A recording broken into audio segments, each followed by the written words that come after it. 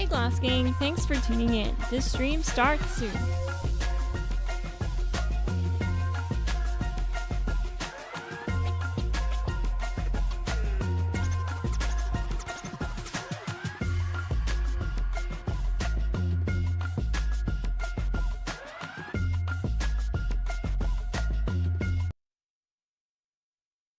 How's everyone doing tonight? I hope you're doing well. We had a big update today. Well, kind of big. We have a mini update, I guess I should say, mini season. Some changes to infestation bosses and more we're going to get into in this patch note read here. I'm just going to read through the patch notes, and these just came out today. So not too big of a patch note this time around. It's not too long. So let's get into it. I want to give a quick shout out to KingShots89 for your 11th month in the Glass Gang. Thank you so much for the support. One more month till your new 12-month badge. GG. Also want to shout out Nada Alien, ROV Chaos, J Swim, Heisenberg Finn. Welcome to the stream, gang. So yeah, we have some changes in the game that arrived. We need to dive into. I'll also be jumping in-game in my private world to try and get an infestations to pop up and go do it, because some changes came to that, but I don't want to get too ahead of myself here. Hey Vault Dwellers, today's update notes. Oh, also, if you want to read along for yourself,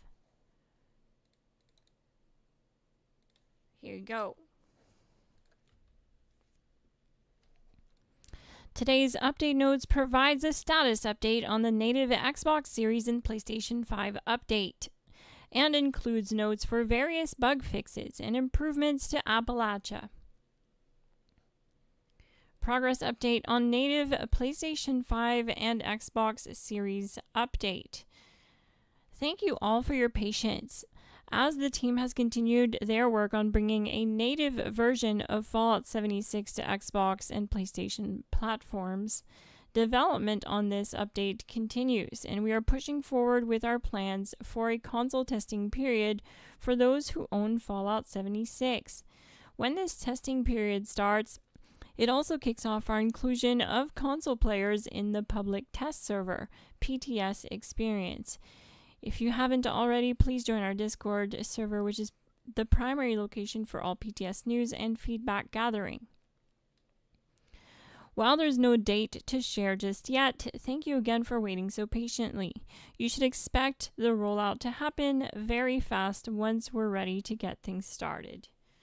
I'm not quite sure exactly what they mean by a native version of the game on PlayStation and Xbox. We do have the game on PlayStation and Xbox, so I really think they just mean bringing Xbox and PlayStation to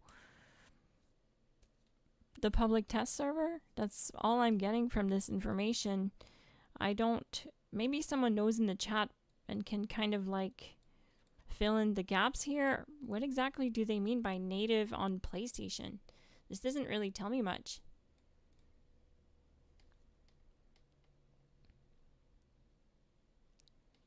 Update version 1.7.25.39 and sizes. So PC was 9.8 gig, PC Microsoft Store was 22 gigs, Xbox was 22 gigs, and PlayStation was 21 gigs. Wonder why these are all double in size compared to the PC Steam version.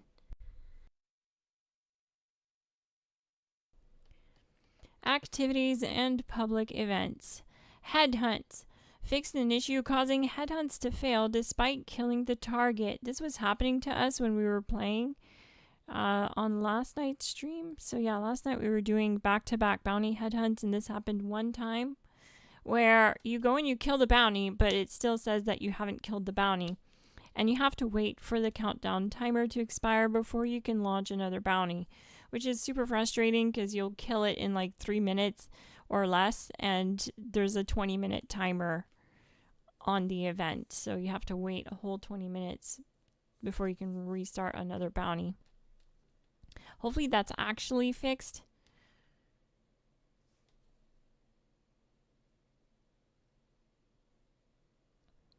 I think they say that because PC gets the PTS stuff first and can test stuff, while Xbox and PS5 have to wait for the full release. Okay, that makes sense. Yeah. So it's kind of like Xbox and PlayStation are on some kind of different version of the game that just doesn't have access to it.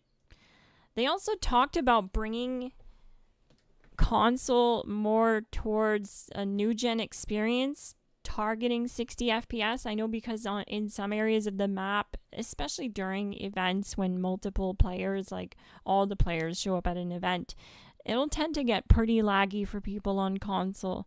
It's not 60 frames per second, so it's definitely in need of an overhaul, and I think that's going to help. I'm hoping that's going to help. They did mention it in one patch note, so it had me pretty hopeful. I would love for them to bring like frame generation or something as well to the game, just because it would make it run better on all kinds of devices, but yeah, that's besides the point. Activities and public events. Headhunts, the Foreman and Corporal Jane now have correct boss tier loot. Dangerous pastimes.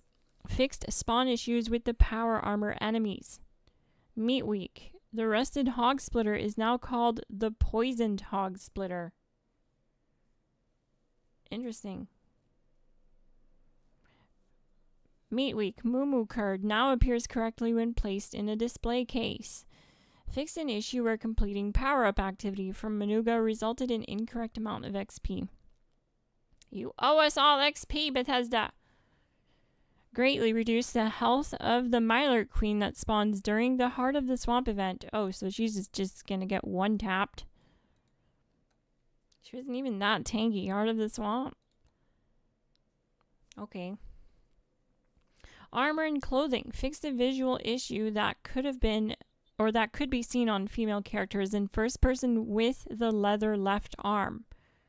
So lots of bug fixes so far.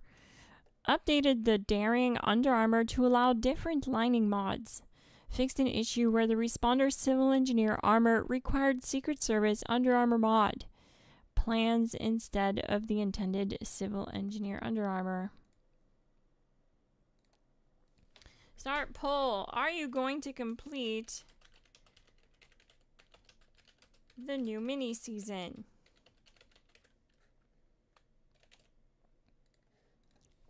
Let me know in the chat, in the poll.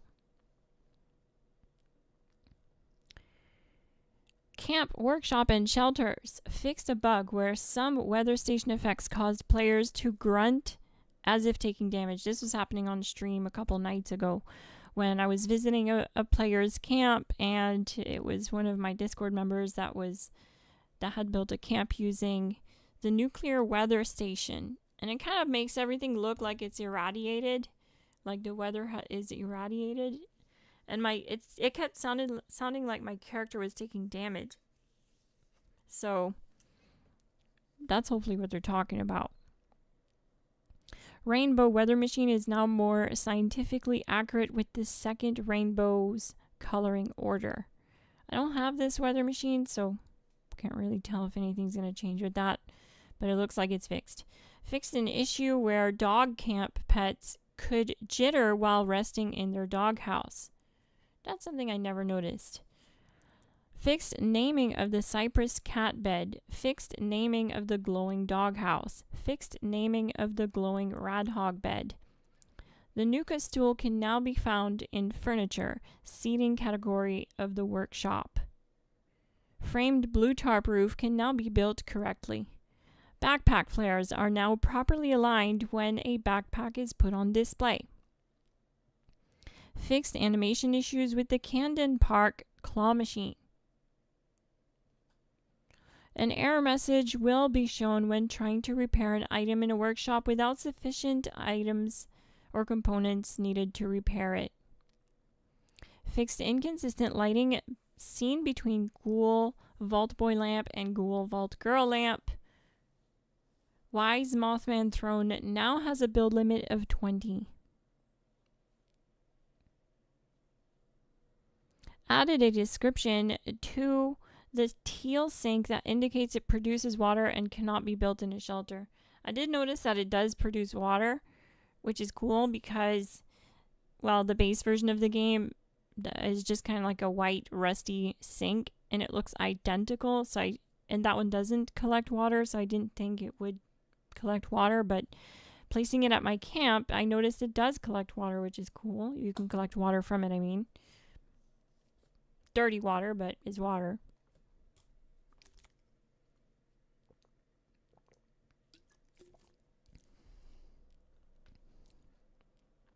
Challenges. Fixed an issue where harvest a prick eye challenge was shown as harvest a slippery cactus or a slipper cactus. Oh, it's a different fish. Okay. Fix a typo in the epic complete an event or activity in the Toxic Valley region challenge. Addressed an issue where the scrap headwear challenge did not function properly.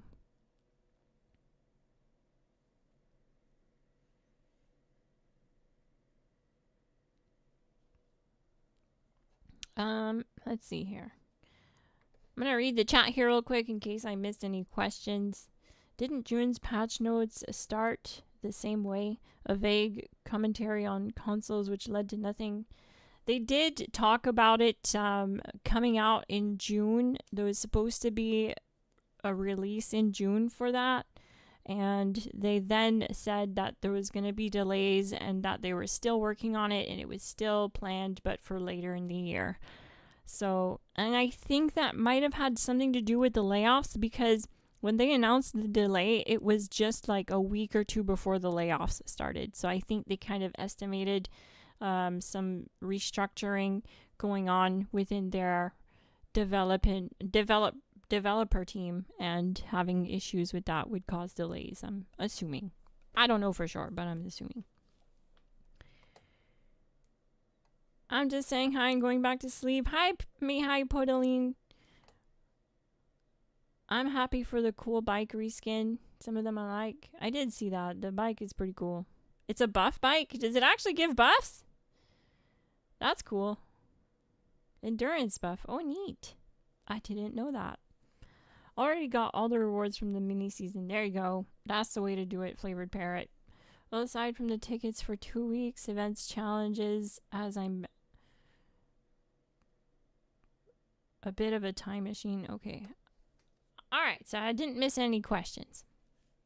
Back to the patch notes. Gameplay. Cannery recipes are now blocked from the benefits of Super Duper. Oh no!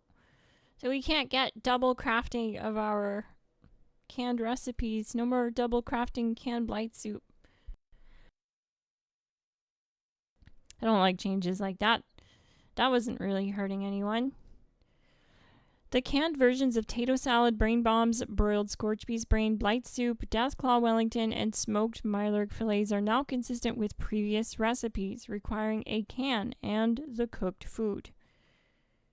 Fixed an issue that prevented players from using VATS to punch enemies. Player ghouls with health damage will no longer load in as having an active glow meter. All Fashnad bosses are now 3-star legendary with increased health. Oh, cool. That's a good change. This, though, as a ghoul, one thing I've noticed is if I'm high glow and I'm high health and I just swap worlds and I didn't take any damage before leaving the world, when I load into the world, it shows a full glow bar, but like I lost a third of my health underneath, which is super weird because technically you lose your glow bar first and then your health. So I've noticed that about being a ghoul. I'm hoping that's what they fixed and that's what they're talking about. Infestations. All right, this is the part. We made it to the part, gang. This is it. This is what you're here for. Scrap kits should now drop with the atomic shop symbol. Fixed an issue where the map location was not properly displaying in Fort Defiance. Protectrons will now attack if unarmed. Super mutant floaters now explode correctly on death. Enemies will no longer immediately detect a player arriving via fast travel. Well, that's good. Sometimes I did notice I'd be spawning in, And you know, sometimes when you're spawning in, you can't move right away. You're like still in like a fading dark screen that is just, you know, fading into the reality that you just spawned into. Kind of like you're just opening your eyes for the first time. And sometimes there'd be enemies like already attacking me. And you can't move, you can't do anything until that is like over and you've fully spawned in. Another thing too is after this, I'm going to jump in the world. I'm going to jump into private world and try to get an infestation to spawn and go do it. Where was I here? Okay, melee enemies will now properly attack if spawned unarmed. Corrected a typo in Lieutenant Gutsy's name. Fixed an audio bug that could occur when fast traveling between infestation locations. Tracked challenges no longer continue to appear after being completed. Super Mutant Boss face's color now changes with the rest of his body. Increased amount of ammo dropped by enemies. Oh, that's really good. That's good because the boss is a bullet sponge now, so... Decreased chances of legendary items from non-boss enemies. Oh no! This honestly kind of like low-key made it worth it. How many enemies would drop legendary loot. But I did always find it weird because they weren't legendary enemies. And they would drop legendary loot. So I kind of thought maybe they didn't mean for that to happen and they were going to fix it at some point. And yeah, it looks like they did. It looks like they... reduce that. That's so sad. Oh no! Decreased chance of legendary items for non-boss enemies. Anyways, bosses have been rebalanced to make them more challenging for large groups of players to fight. That's it right there. That means that they just got tankier. Hopefully they also applied the changes where when you spawn in, you have to clear out the rest of the enemies first, like the mini enemies that spawn with the infestation boss, because that's what they did on PTS, and I felt like that was a solid way to do it. But yeah, they definitely seem to have just made them more tanky. We'll find out. All players on a server will now see a server message when an infestation has spawned and when one has been cleared. So similar to the nuke boss event, when you nuke a boss, you end up getting the server notified. And then the server can check the map and see where you nuked and then go to it. It's exactly like that now, basically. And then when the queen dies, it notifies the server that the Scorched Beast Queen's reign of terror has ended. So it's going to be something like that. That's good. The initial search area for where an infestation could be located has been reduced. Oh, that's good. It was honestly too big. On PTS, it was like a dark little circle. I'm kind of hoping it's that because it does look better in my opinion. It almost looks like a storm above the map, which just looks cleaner in my opinion. And it's smaller, so you don't end up just like fast traveling to a bunch of random places and can't find it.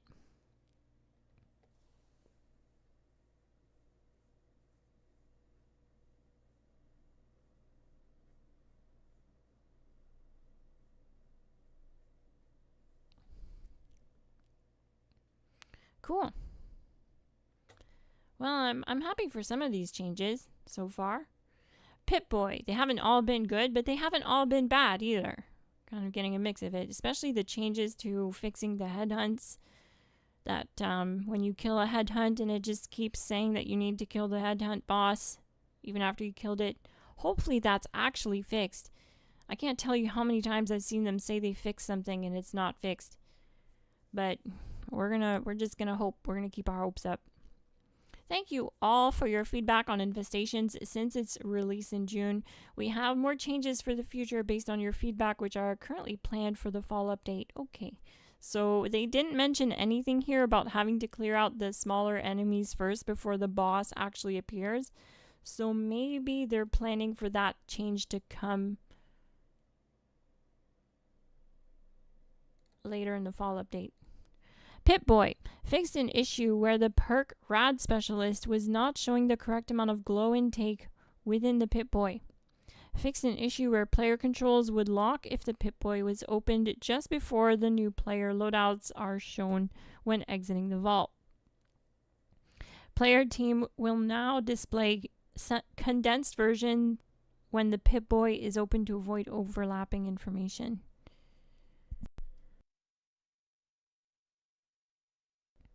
Okay, I see what they mean, because sometimes you can open your Pip-Boy and your team is in the bottom right of the screen, and if everyone has like a bunch of prefixes and suffixes, it's like a freaking paragraph right there in the bottom left of the screen.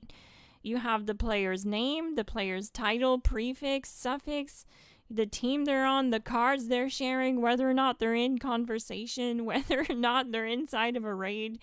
And it just puts a lot of info in the corner of the screen and ends up like overlapping the Pip-Boy information.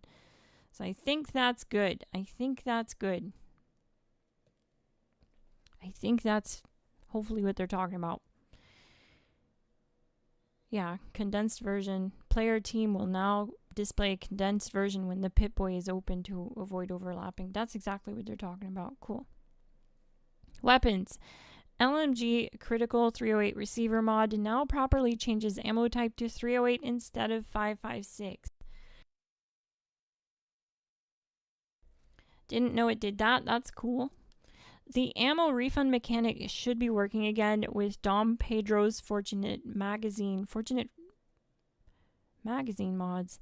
That's when you would shoot a bullet from the Dom Pedro, and if you only had, let's say, 4 bullets in the Dom Pedro and you were down to like your last bullet, you could shoot that last bullet and it had a chance to put in another bullet.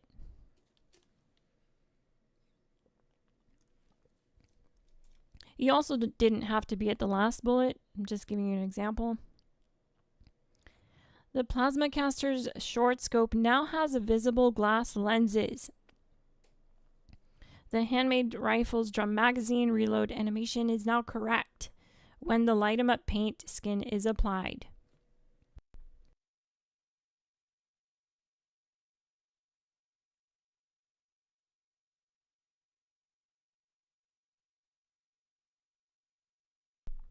Give me 1 second, gang. I need to get some water.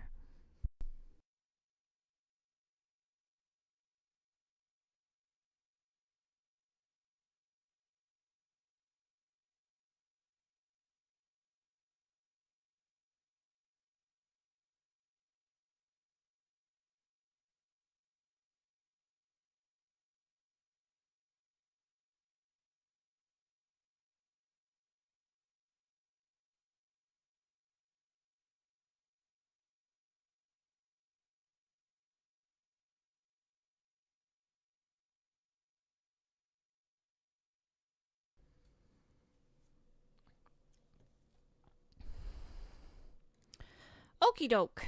We are back. Did they nerf the amount of legendaries from infestations? Yeah, they did.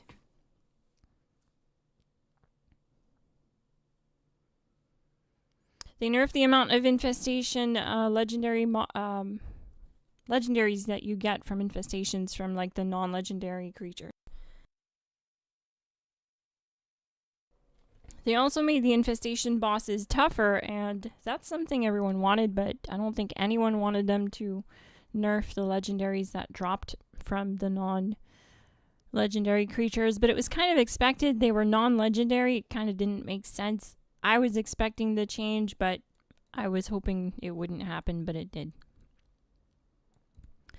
Bosses have been rebalanced to make them more tanky, basically, to make them more challenging, and you'll still be able to solo them. Like I showed this on PTS when I streamed on PTS, I could still solo them. It takes a lot more effort to solo them. It takes a lot more bullets, which is kind of strange. My pepper shaker can kill this snake boss with 312 rounds, but then it took like 2,000 rounds to kill the infestation boss on PTS with these changes.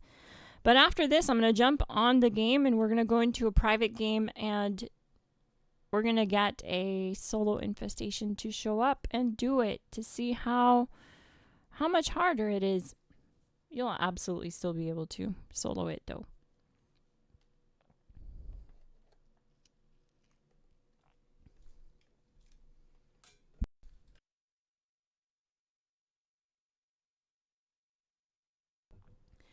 But I don't think anyone was actively like farming soloing them, because unless you have a private world access, there's no other way to do that. Plus, it's a bit boring to try and wait around for an infestation.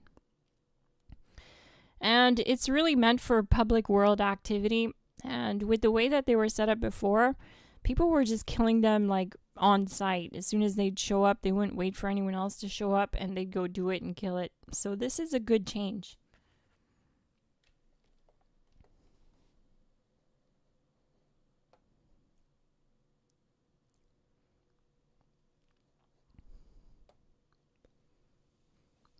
Okay, let's keep reading. Pip-Boy fixed an issue where the perks... Wait, I already read this. Okay, moving on to weapons.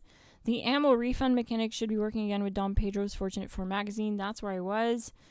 No, we read all this, actually. The weapon mods that affected base damage will now correctly reflect in the Pip-Boy examine menu or elsewhere. So I'll keep reading, guys. But yeah, I wanted to answer and kind of get some people caught up that just joined the stream, but just to keep things going and keep things smooth for people that have been watching the stream. If you missed some parts, you can just rewind the stream. Legendary mods. I feel like I read this too. Crafted Hog Splitter now follow the proper naming conventions. The electrified hog splitter visual effects stay attached to the blade better when playing in third person. UI. Pretty sure this is where we were. Gold bullion exchange will now properly cap to the maximum 40 amount. Players leaving Vault 76 with a level 20 loadout will no longer see an incorrect item reward message. Fixed unintended text appearing on non-English Atomic Shop items. Fixed a text issue when learning the rigged player title. Fixed an issue where Plan Healing Arch could appear in Samuel's inventory incorrectly. Fixed an issue where the new page unlocked Season's Flyout having incorrect button mapping. Fixed an issue where the zoom amount was too much when inspecting some weapons. Fixed an issue where the map could be zoomed out further than intended when loading. Fixed an issue where the workshop menu and quest tracking UI overlapped.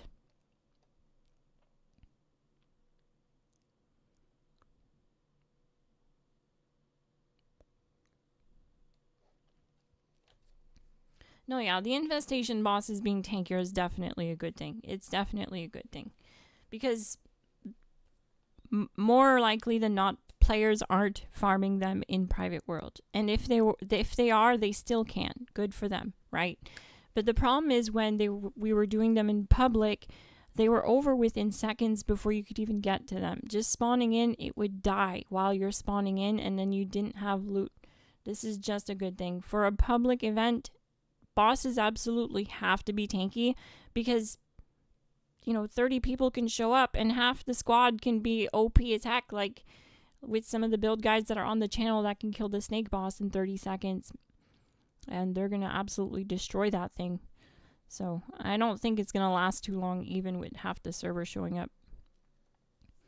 Known issue. Missing voiceover. Due to production difficulties, voiceover support for Burning Springs update is not available in French. For the best experience, we recommend enabling subtitles in-game. We look forward to bringing back French voiceover as soon as possible and appreciate your understanding. You could just hire me, Bethesda. Je parle français. I could do your voiceover. Look at that. I'm a Frenchy French. Baguette. That's proof enough, right? Okay. Well, this looks good. I say it's good and bad. There's good and bad. The worst thing is decreased chance of legendary items from non-boss enemies. But if you want a constant supply of legendary mods, this still wasn't even the best way. The best method is doing grunt hunts and bounty head hunts. They drop lots of legendary loot and it's constant. You can just keep farming it. You don't even need to spend caps on it by doing the grunt hunts. It's a constant supply. It's not a good thing though, but we could kind of expect it. I think the bosses being rebalanced and being tankier is a good thing. A lot of this was bug fixes, though. Most of it, I'm gonna say like 80% of this was bug fixes. But yeah, let's jump on PC here, get into private world, and see what kind of trouble we can get into.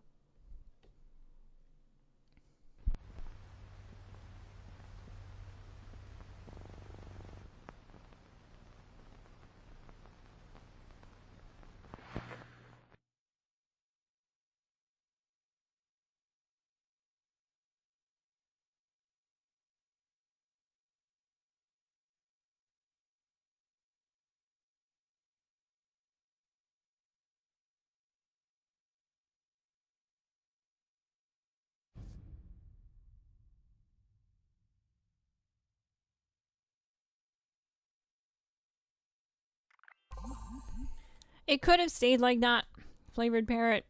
Like, I hear what you're saying. It could have stayed like that if people would have been more kind of responsible and let people like show up to the infestation, because the biggest problem was that players were camping the infestations, just constantly checking the map for them, and as soon as one would pop, there was a high level there trying to kill the boss immediately, which just ruins it for everyone else, you know. So because of that, that's what happens.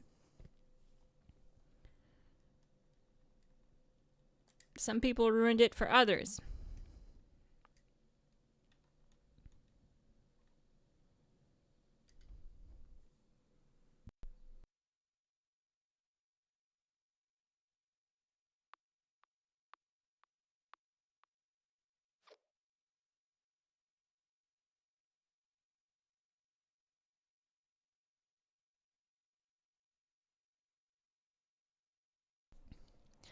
Yeah, I see what you mean. And they totally did in PTS, Flavored Parrot.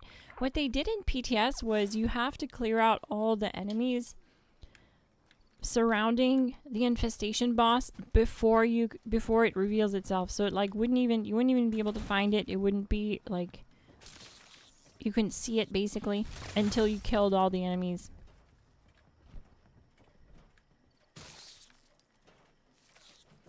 Look, even the roaches hate the teal sinks. Even the roaches hate it. The teal bathroom set, they're constantly attacking it. They hate my teal bathroom set. Honestly, can't blame them. I'm just gonna leave them be. Go ahead. Alright.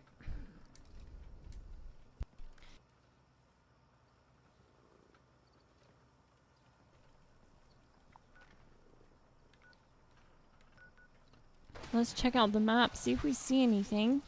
We gotta be looking for something different too now. They changed the look of the circle. They said they made it smaller, but I'm wondering if it's a dark circle like it was on PTS or not. But yeah, like, I guess I'll just have to like try and wait for them.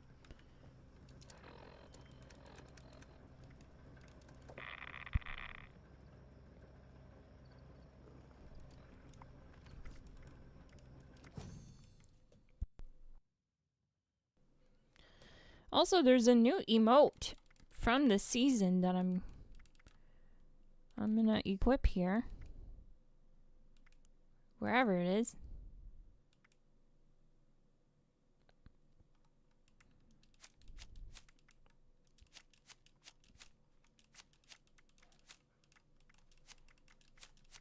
I guess I'll just equip them all.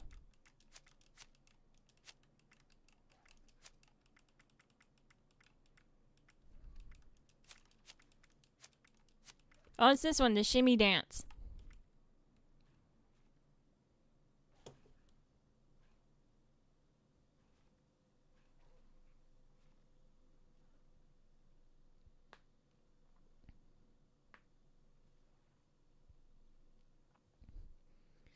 Well, the Tesla cannon isn't really a build that I main personally. I just put it out on the channel because I get asked to a lot by my community. I read my comments and what they want to see, and I try to deliver on that. So it really isn't a weapon that I personally even recommend using because you end up having to pull the trigger a lot. It's not automatic, you know, so every shot you fire, you have to pull the trigger. It's not really a very good daily driver for that reason. It gets tiring for me. And so I don't really have issues with ammo with it because I don't use it. And with these bossing endgame guides, some of them aren't really designed to be the most efficient possible, you know. Some of them really are just about hitting hard. And if you want a really good weapon, Myriad Mons, check out the Pepper Shaker builds because that thing prints ammo. I'm always depositing ammo to my ammo box. I'm like never going to my ammo box to retrieve ammo. I'm serious about that. I showed that off on stream like multiple times where basically I do a stream with a Pepper Shaker. I start with 3,000 rounds and by the end of the stream I have 10,000 rounds on me. I'm always visiting my ammo box just to deposit ammo. The thing is an ammo HP printer. We need like a HP printer desk jet skin for the Pepper Shaker.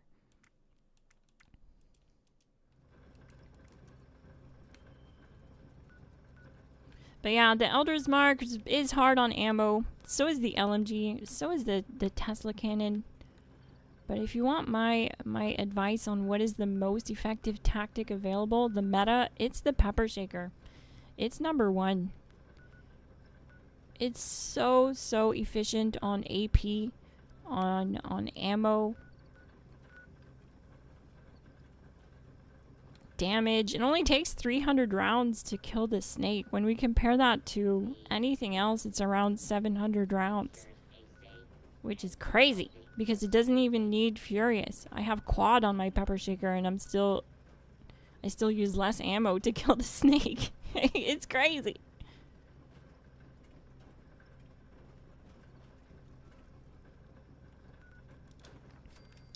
Well, what is this? A legendary glowing mongrel was in here and Dottie took him out. Let's go, Dottie!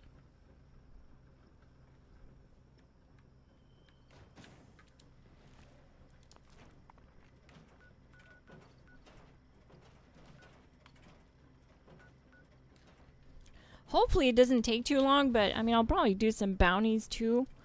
Just to see if bounties are doing okay because they did make some changes there. They didn't change any of the gameplay mechanics with bounties. They just, apparently it doesn't, like, freeze anymore.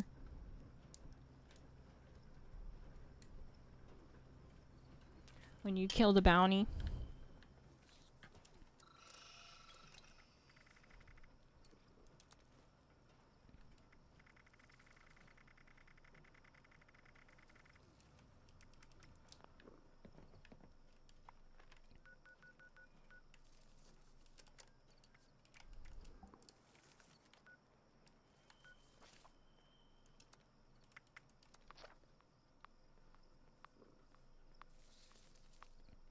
Each faction should have a boss that looks like it could take that damage. Robots might be the only one that makes sense. I agree with that. It's something to have these bosses in game, but it would be one thing to have bosses for every faction. And when we look at the Rust Raiders, for example, how we got the Rust King, he's obviously boss material. And they even tease talking about, like, you know, getting a chance to duel with him or something like that at one point. They just never actually done it yet, so I'm still waiting for them to make it a thing where we can fight him. I've been patiently waiting, Bethesda, for my opportune moment to duel with the devil.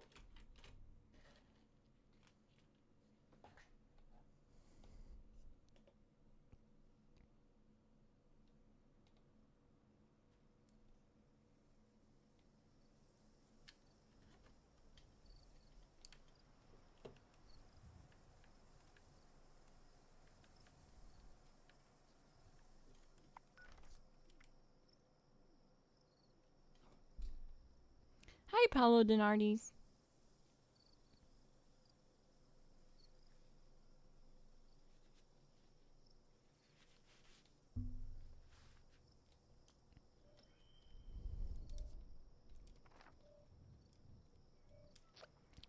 Mini Glass is here. So let's get her on the team.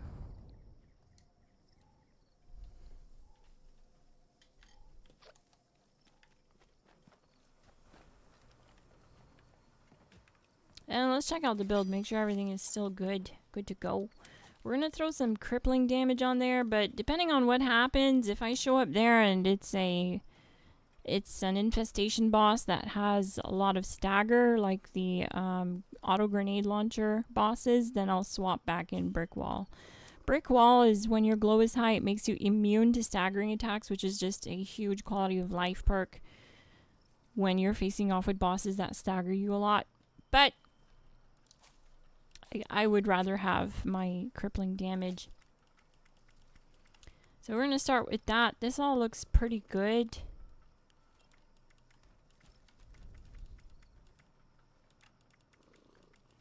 Faulty spots, glowing crits, it's all there. Everything we need. We just need to fix my feral meter with Radix diluted.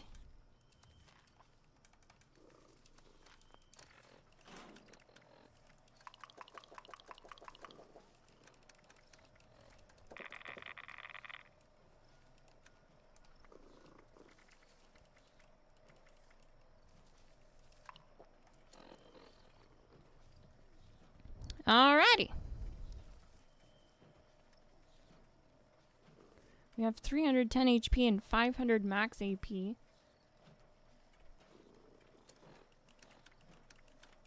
I'm using my Pepper Shaker build that's on the channel that gets a 39-second solo snake.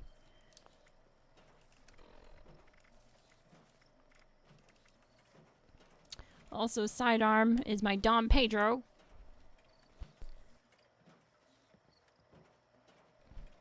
Quad, Rapid, VATS Optimized, Conductors, Pepper Shaker.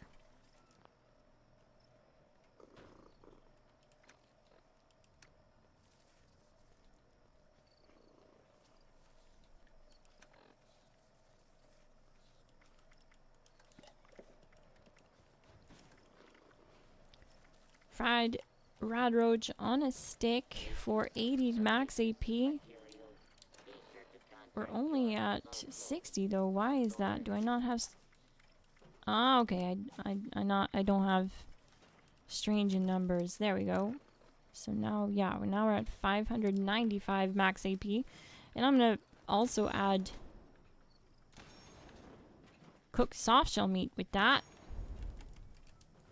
because they stack and add even more max AP. This won't increase my damage, just gives me more max AP. I'm a carnivore build, so I can take advantage of all this stuff. These meat buffs. Might as well get my carry weight buff too.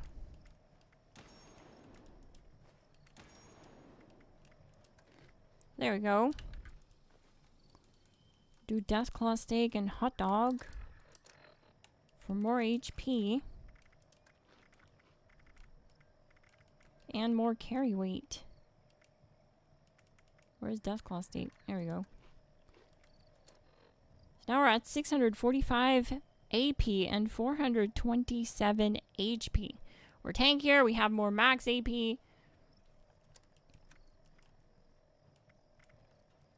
We have overdrive. We have bobblehead big guns. We have it all.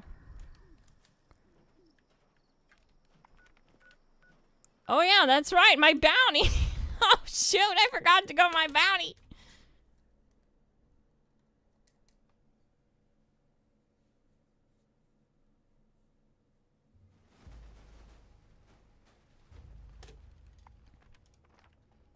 I only have 30 seconds to launch my bounty. Wait. Oh no, wait. It says wait for the flare. Okay. Well, yeah, I might as well just do some stuff here. Well, let's pop some lunch boxes.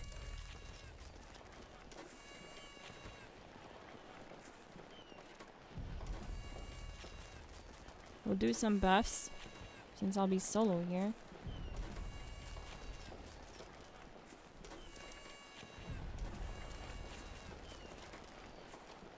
We're gonna do big guns bobblehead for 20% heavy gun crit damage. Or it's not crit damage, sorry, it's just 20% damage. Overdrive for 30% crit damage. and Tesla Science 9. Now, you don't need to do Tesla Science 9 or Big Guns Bobblehead. I've shown it on stream many times that it really just shaves off like 10 to 15 seconds at the snake boss, for example. Not a huge difference. The biggest difference comes from doing Overdrive. And if you can, Blight Soup. But I can't really do Blight Soup since I'm just a carnivore here.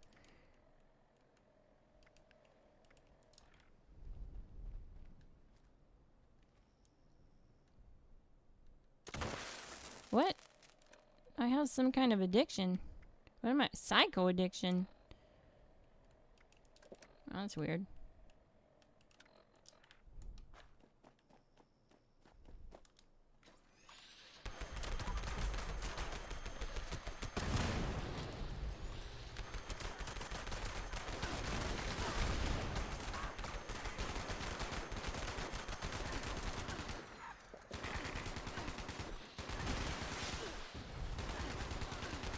Trying to target this guy. He's more annoying than the main boss here.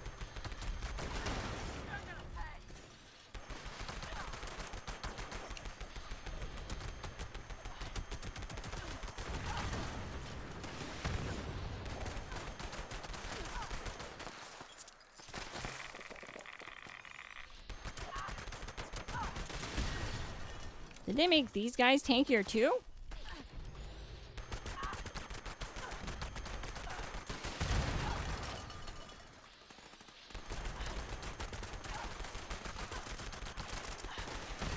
Also, something keeps breaking my vats.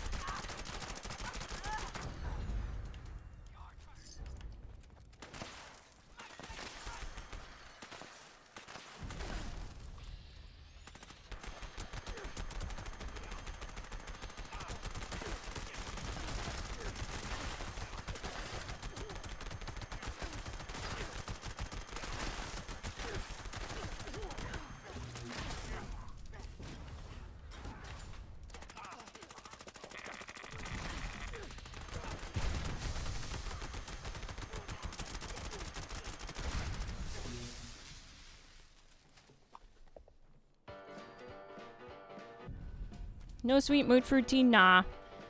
Don't need it. I'm also a carnivore, so I don't really get anything too much from that. But I don't really do Blight Soup anymore as a carnivore. I actually don't see a difference at all. When we pinned this build against the herbivore version got 40-second times, and the carnivore version got 39 seconds. So they're doing the same DPS. One was running Blight Soup, one was not, and it's the same buff as that Moot Fruit Tea. Not really that great. These bounty headhunts definitely feel tankier though. But I didn't see anything about that in the patch notes. I'll pop bounties while we wait for infestations. Cool. I just want to try and solo the infestation boss, if you guys don't mind, like, letting me solo the infestation boss. We just need to see. We need to see how tanky they are. You guys can definitely get some rewards from it, though. Get your shots in, but let me do the killing.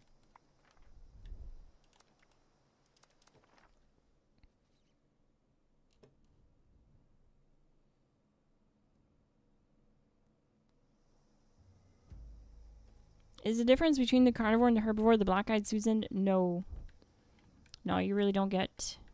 Once you have your build set up, the majority of the damage comes from the build. It's the back end, it's the structure, it's the backbone, it's everything about the build. And using the crits correctly, stuff like that, using your build correctly, applying tactics correctly, crippling your enemy before you're targeting weak points, stuff like that matters a lot more.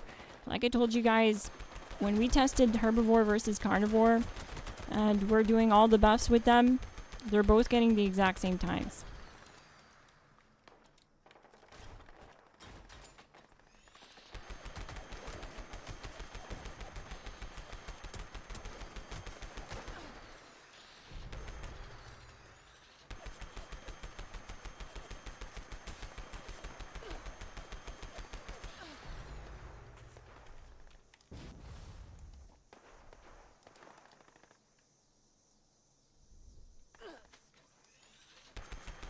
That's why I moved my main character to carnivore, because I had moved to herbivore initially for that 125% crit damage from Blight Soup. And when I tested it myself, did my speed runs with both, carnivore is doing the same times. It's actually faster. My fastest time on my carnivore build is 38 seconds.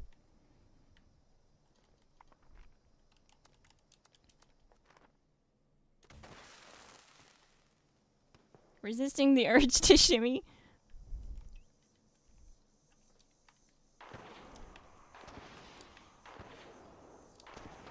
Where is it even?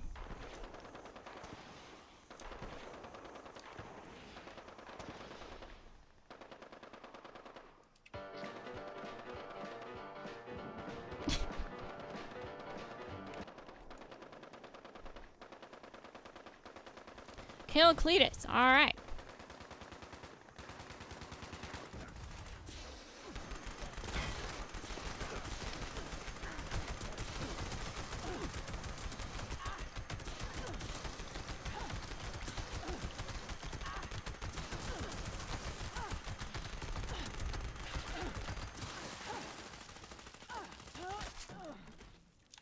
The heck, I'm trying to reload, not area loot.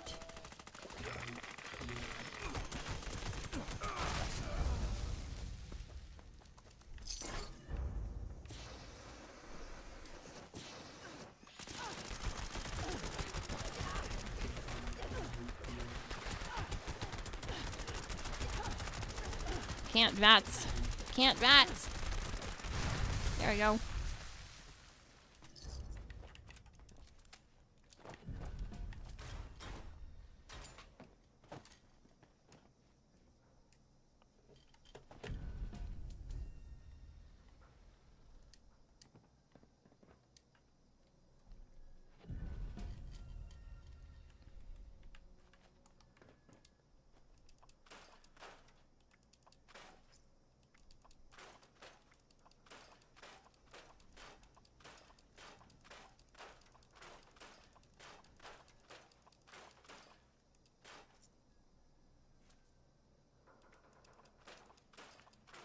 Oh, is that what it was? I was wondering what was going on. Like, my VATS just kept breaking, and I was like, what the heck? I can't VATS. I guess that makes sense.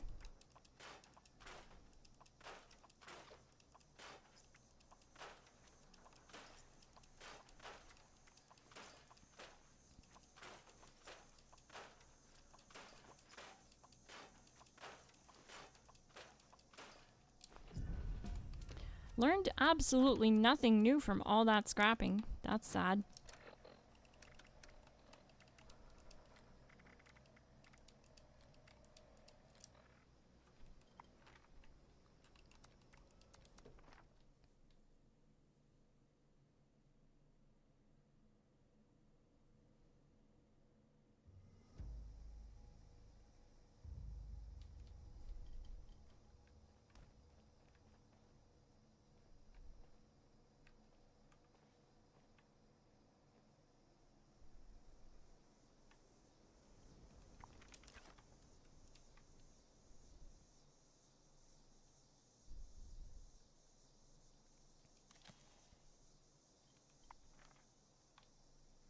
Gotta keep an eye on the map.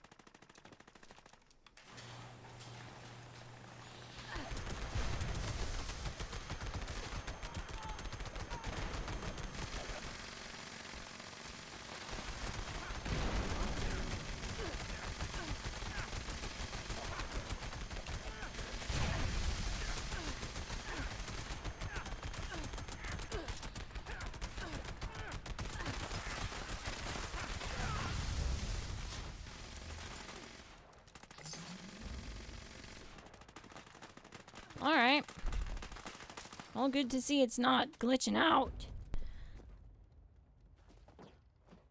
Yeah, can you tell it's like 90 degrees in here?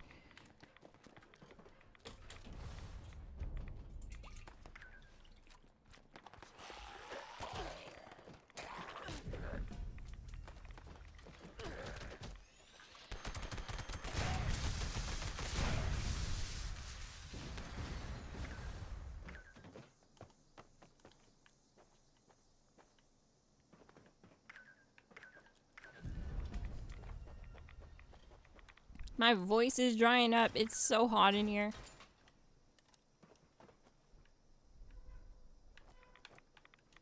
As soon as I turn my PC on, it's a freaking oven in here.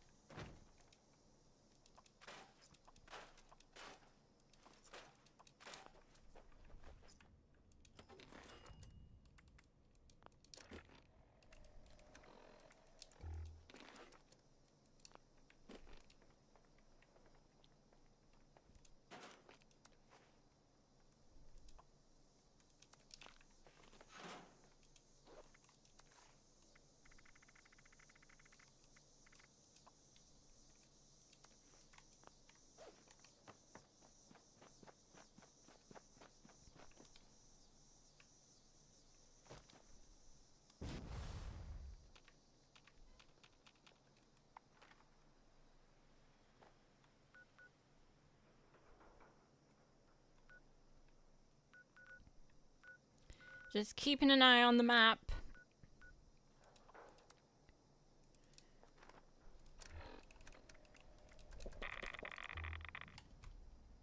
I wish we could just, like, do something to start it like everything else in the game.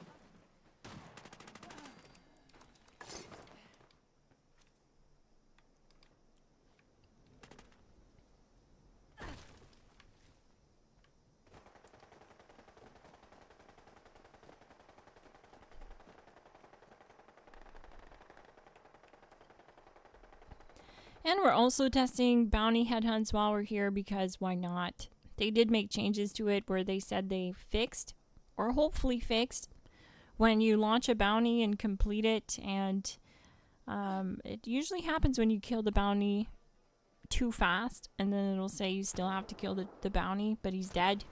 That's a glitch that happens. It looks like they hopefully fixed that.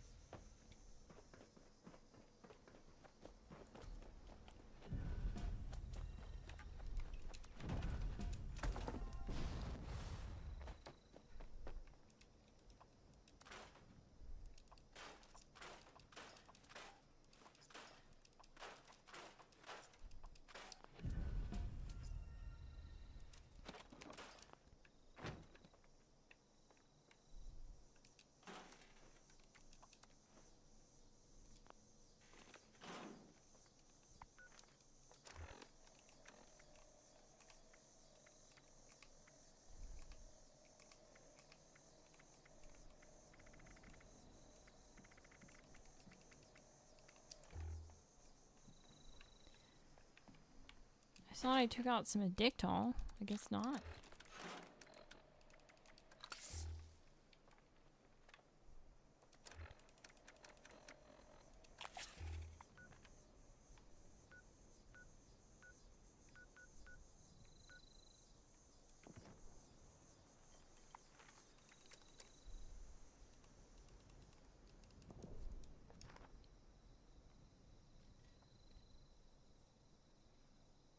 Tonight I'm on PC Abyss Lock.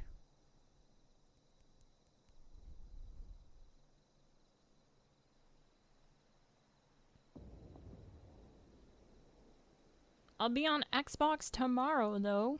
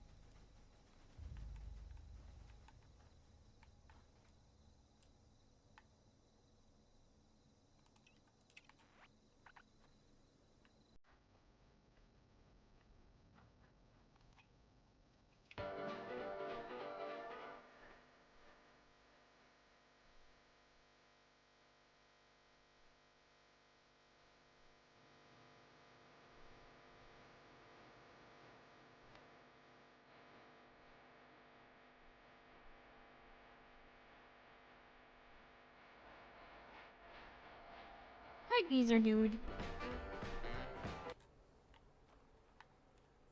Alright, just wanted to make sure everyone was here.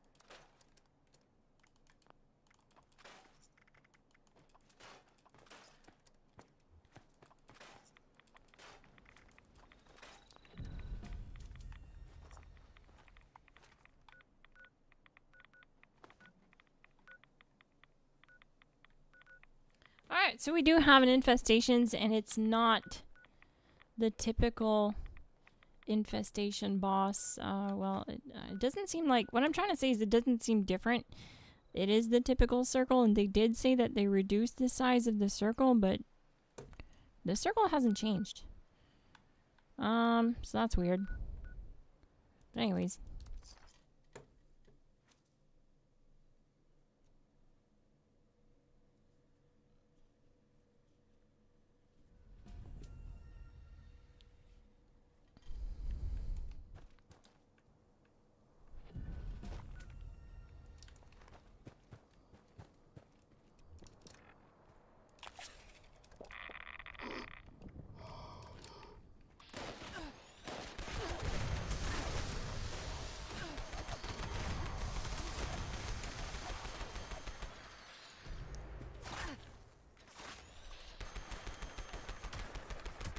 Alright, so just remember, guys, I want to try and solo it a little bit, just to see what kind of damage I'm doing solo to it, and see how tanky it is solo.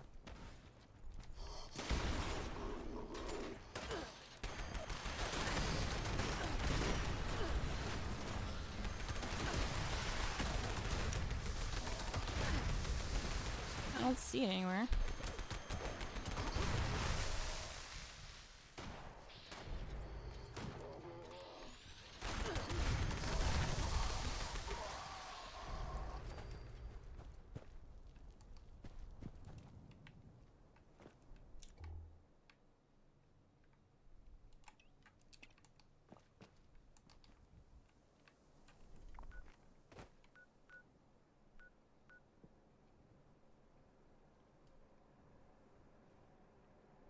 Oh, it's at Beckley? Oh, I went to you where you were at.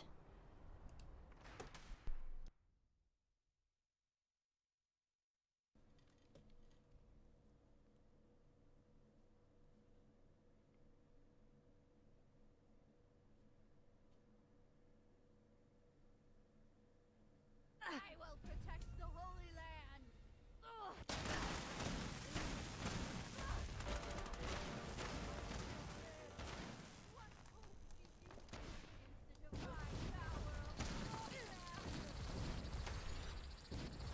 Is it hiding? Need some rads.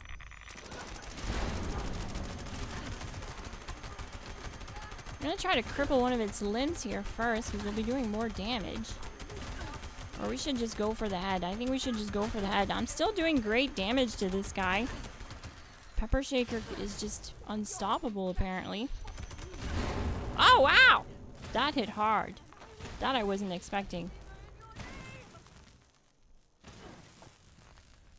He is hitting me with the Tesla, though, so maybe he's doing something to my resistances.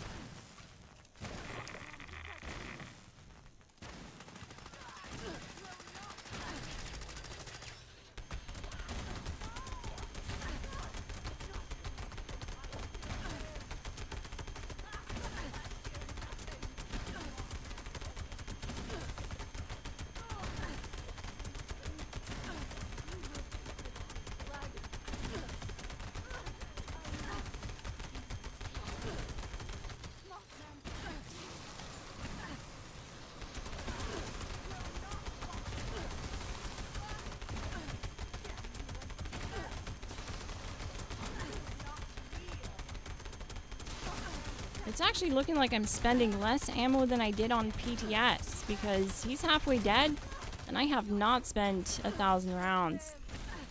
I'm on my 3rd reload, so that's more like 600 rounds so far.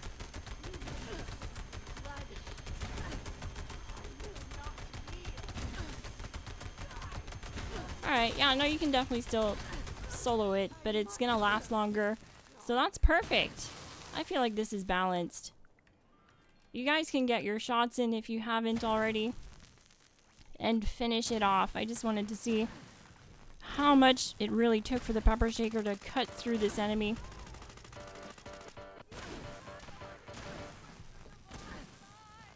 On PTS, it was a lot worse. It took like 2,000 rounds, so I don't know if they just decided to not make it as tanky as PTS, but this is good. I feel like this is balanced. You'll still be able to solo it no problem in your private world if that's what you're aiming to do and that's what you've been doing. If you have a Pepper Shaker, it's not really a problem. This thing prints ammo, so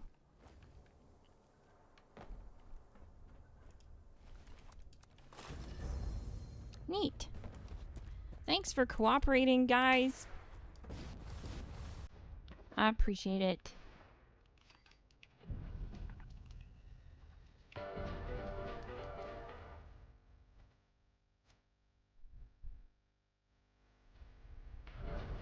What was really weird though, and I find really strange, is with these enemies, sometimes their main attack doesn't do as much damage as like a thrown grenade.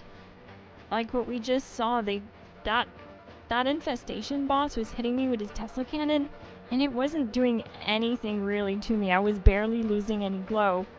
But then when he threw that one grenade at me, it one-shotted me. I don't know if maybe I might have accidentally vatsed the grenade, which is definitely a thing that can happen, and maybe that's what did a lot of damage to me, because when you VATS crit a grenade right next to you, you'll take much higher damage because the crit is applied to the area explosive of the grenade. So I'm assuming that's probably what happened. I'll have to rewatch the footage to see if I VATSed it or if someone else maybe VATSed it. But that usually doesn't happen. I don't usually die to a thrown grenade like that. So that was a bit weird. But his main attack wasn't really doing anything to me. And he's definitely tankier, but not as tanky as what I saw on PTS. So this is good. This is a good change.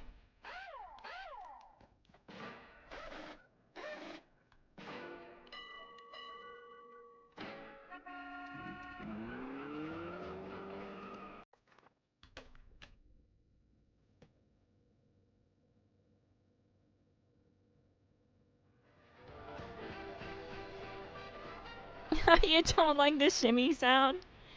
I I hear you. I hope it's not like a copyrighted song. Imagine they put a copyrighted song in game like that you can't turn off. That would just ruin this for so many streamers. It would be such a bad move for them to do something like that.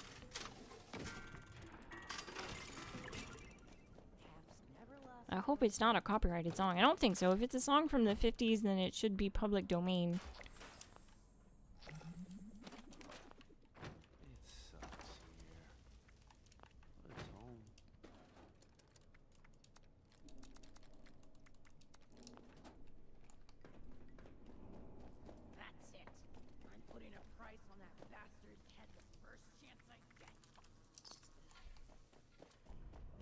Can't find me here. You probably can't. Doesn't matter. So we'll keep doing some bounties and keep doing infestations when they pop up. This is definitely a good move to make them tankier at least, so that people have a chance to show up and kill the thing or get some shots in so that they can get rewards. But it is sad that they nerfed the legendary pool of the non-legendary enemies surrounding the boss, so that's sad. Yeah, overall, I don't know. I think it's a good thing for sure, but I know some people won't be happy with the changes. And that's to be expected. You can't really please everyone.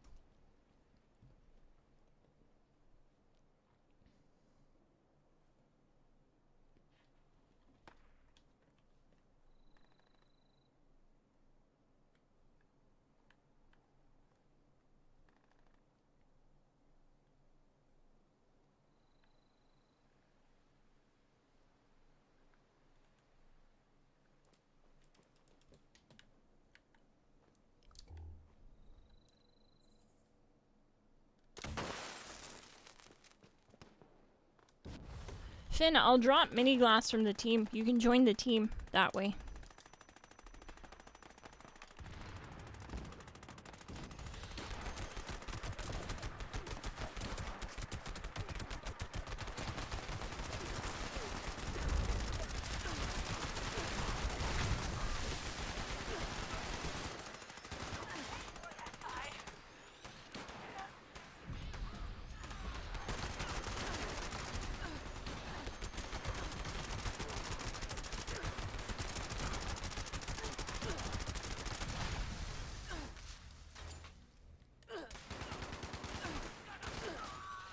How long have I been playing the Fallout franchise?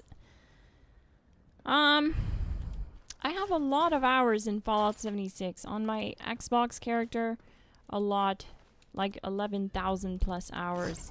This was my first Fallout. This is my first experience for Fallout. I had never played a Fallout game before Fallout 76, and it made me love it so much that I bought all of the Fallouts. So I bought all the way back to Fallout 1, the top-down turn-based game. Fallout 2 I have as well. Fallout 3.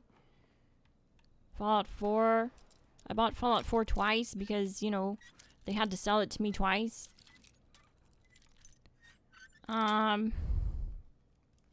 Yeah. I mean, I've played them all. But as far as how long I've been playing Fallout games, only since like 2022. That was my first time playing Fallout, and it was the Fallout 76.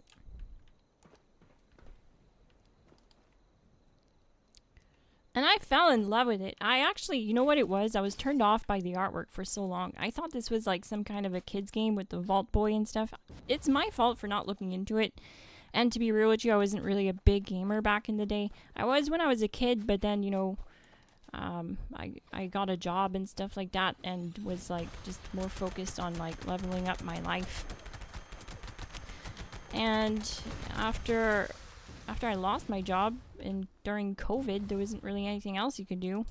So I went to GameStop, or I think it was EB Games actually, here in Canada, and bought a used copy of Fallout 76 because it didn't have the Vault Boy artwork on the cover. I don't know why. Like, every time I saw the Vault Boy artwork. I always thought it was a kid's game. I thought it was a cartoonish game, which didn't really interest me. If you would have told me it was a survival-based game like this, I would have been way more interested. But it's my fault, really, for not looking into it more. But I ended up falling in love with it. It's the camp building that really got me into it. When I realized, like, you could do so much with the camp building, I spent hours and hours and hours and hours doing that. Then I got into bossing when I got more late game, and started with farming the queen, the Scorch Beast Queen. I have a base that it looks like the TIE Fighter from Star Wars with cryo turrets on it that I built that's floating above where the Scorch Beast Queen is, so that I could, solo farm her and my base would freeze her midair. Then I was farming Earl for a while. And now my new target is Snaky Boy. But this game absolutely pulled me in probably one of the worst states it ever was in. We didn't get any regular content back then. 2022, the game was pretty much dead. Like, it had its horrible launch, plus there was like a problem with balance in the game, and they weren't bringing regular updates. We had seasons, but we didn't have like new content or quests or anything at all. So it was in a pretty rough state. And somehow it still pulled me right in. But I've been enjoying this series. I love playing Fallout 4. It's super chill. I'm not super endgame in Fallout 4 because I've been doing it really slow. I've been basically just doing all the side quests and really taking my time with it, exploring a bunch and finding new allies, and it's a lot more laid back, I feel. Fallout 4 is a lot more laid back. Fallout 76 feels almost like a layer of competition is involved because it's an MMO and you want to be, as tough as the next guy and be doing as much damage as everyone else and not being carried or whatever. And that's just missing from story mode games like Fallout 4. You can kind of take it more chill, and that's what I like about it. It's just a totally different atmosphere. It feels very competitive in Fallout 76. And it shouldn't. It doesn't have to be competitive. It isn't a competition. I feel like some of us tend to forget that sometimes. So it's important to remember to have fun in game how you want. There's no wrong way to play. Fallout 4 is your favorite? Yeah. I can see that. I can see why.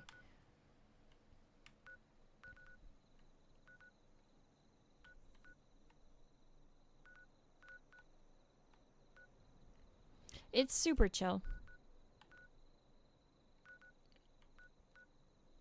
I'm gonna go check out Kingshot's camp while we wait for another infestation or bounty. He's working on an underground camp here with our little underground community that we have. We're building our camps underground here along this road. Some of us are ghouls. He's a smooth skin. He's our only smooth skin in our community. We let him in. We didn't discriminate.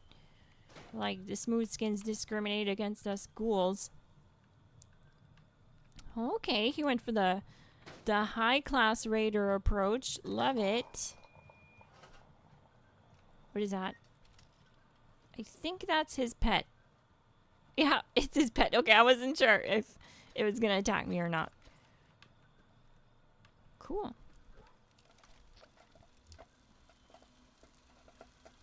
Neato. Oh, I like your entrance. It's so small for me, but I'm trying. You're doing a really good job. You're doing a good job. GG. Love to see the branding.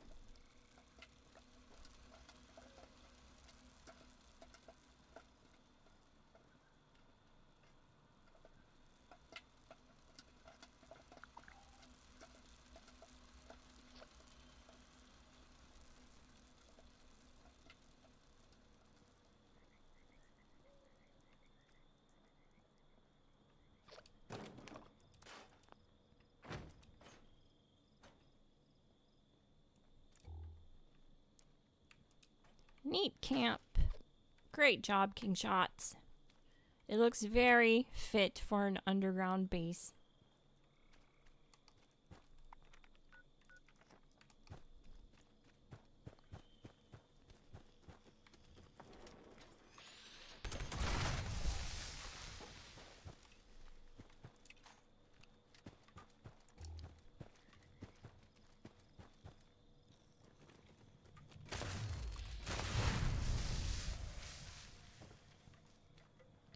This is another camp. Oh, I like this idea of putting the ant thingy in the wall.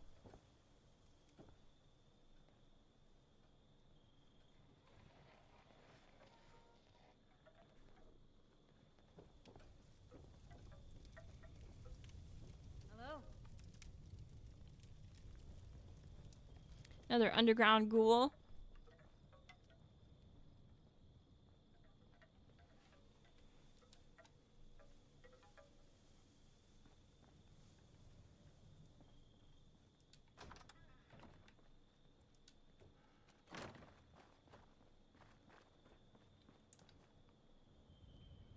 Super cool. This one's at the end of the road. We have a bounty. Let's go do that.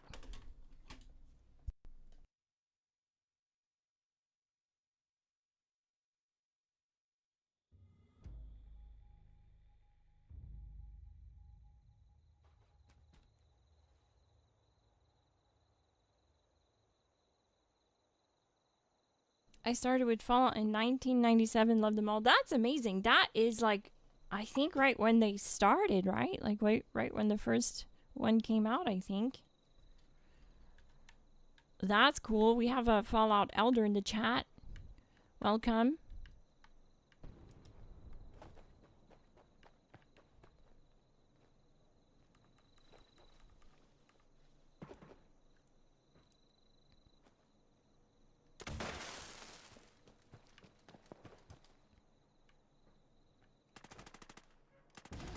I love all the Fallout games except Brotherhood of Steel. Oh, I don't actually have that one.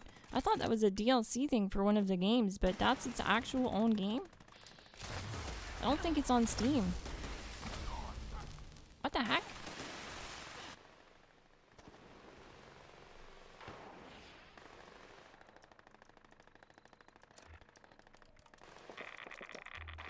I not have goo?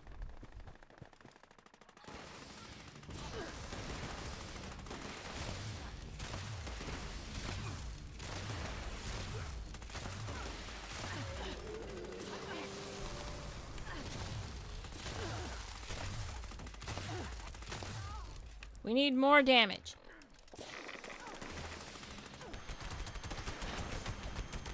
Oh. Shoot.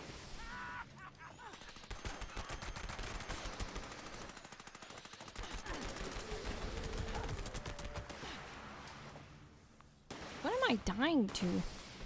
I don't even see an attack happen and I die.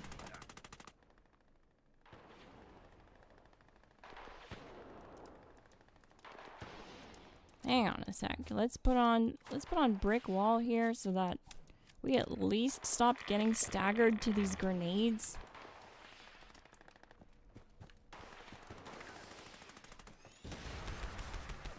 Oh, it's the cremator he's hitting me with.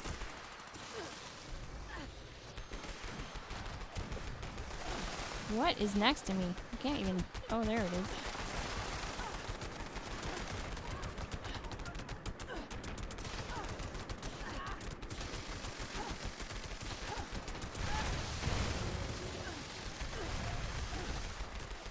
Oh, it's the Dom Pedro. You can get it for gold bullion. It's like 2,000 gold.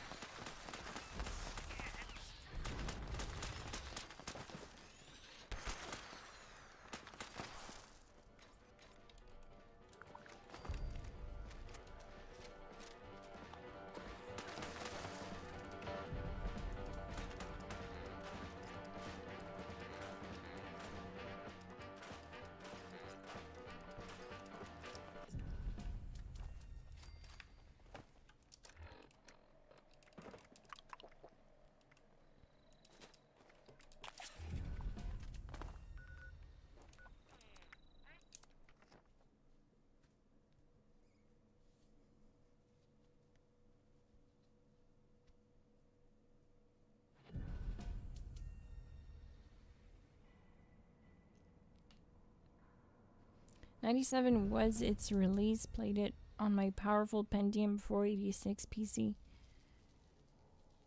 8 megs of RAM, 400 megs of hard drive, 4 CD-ROMs. Sounds like a beast. Sounds like that PC was an absolute unit. Whoa. Soft. Was it a Sears special? Oh, good bounty hunters. Loitering around not buying anything.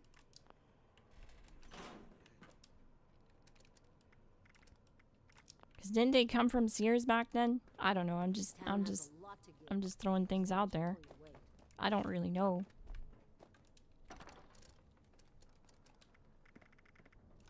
$1997, I was a kid. Hungry? You should give May a visit. I was a little rugrat. Ran into a death claw yet? I was lucky to get away. But how do I get people to buy So the many good new stuff faces instead? coming in. Things must be even more dire outside Burning Springs.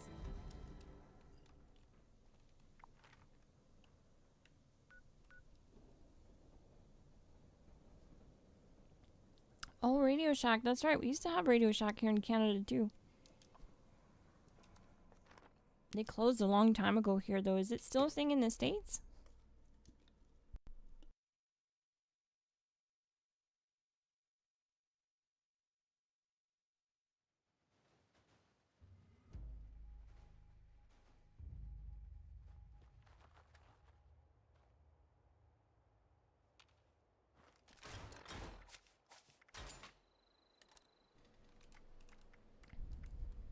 I should probably put some survivability on this build. Like just having a 1-star born survivor makes a difference here, because whatever's one-shotting me sometimes is really weird. I'm thinking maybe I'm VATS critting grenades that are being thrown at me. But one target was just using a cremator. But I also don't have any fire protection, because I just find I don't really need it. I don't come across it very often. Not many enemies actually use it. Plus, if they use like the flamer, they're not really doing any damage to me. Seems really only when I come across like a bounty headhunt boss that's using a cremator. That hits me really hard. But having a 1-star born survivor with stim packs supers on me will help a ton.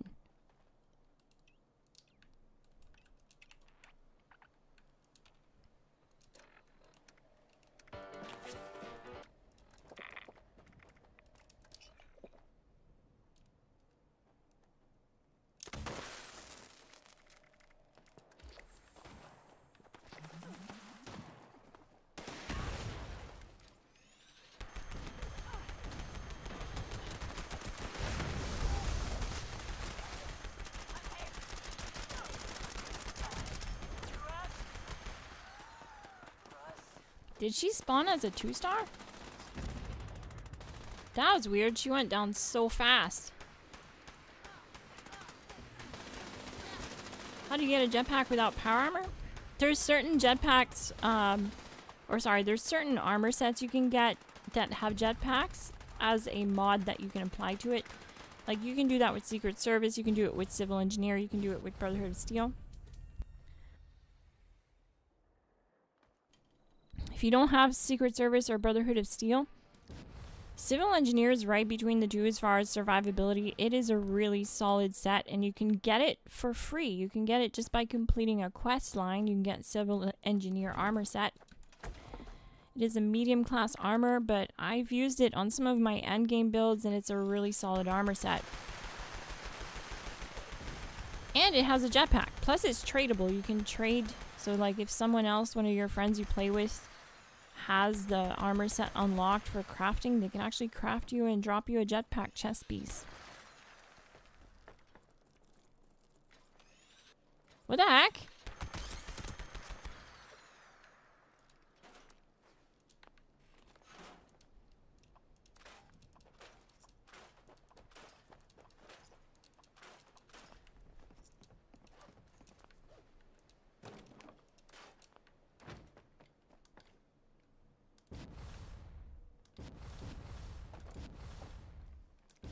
That tent right there is the best thing from this season.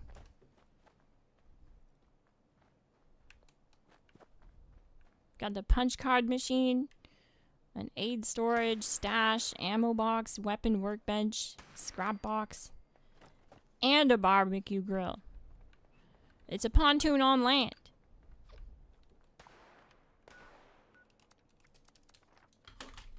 It's a party.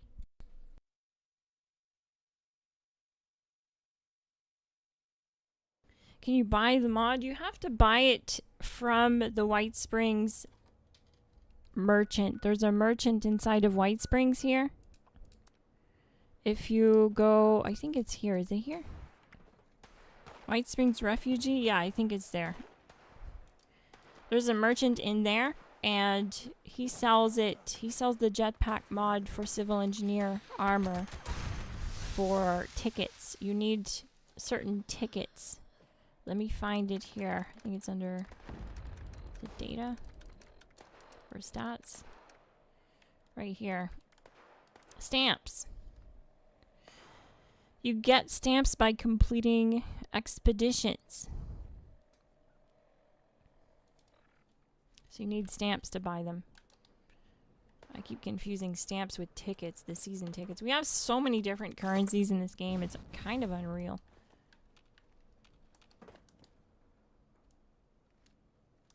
I almost bought Skyrim today.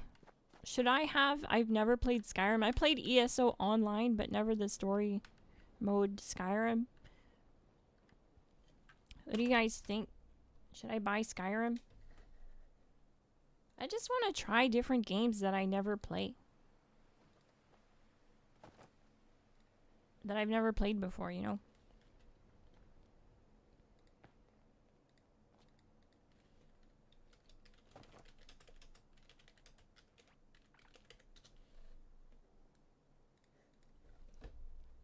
Or should I just wait for Skyrim 6?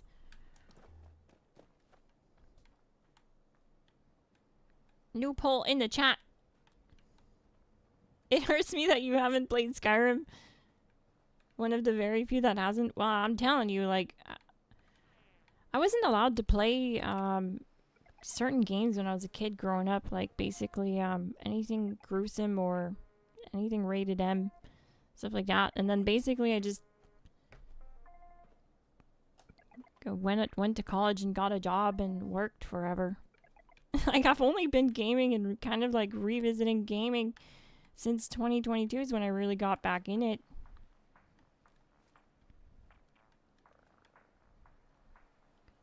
So I think I missed out on a lot. Like, I missed out on all the Fallout games. I missed out on Skyrim. I missed out on a lot of games.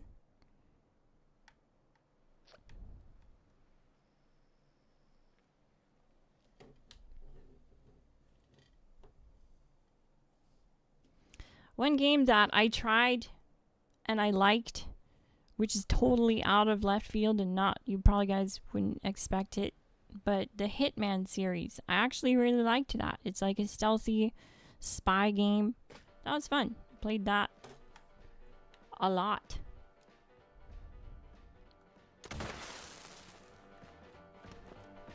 Played some racing games too when I was little, but mainly like Spyro and Ratchet and Clank.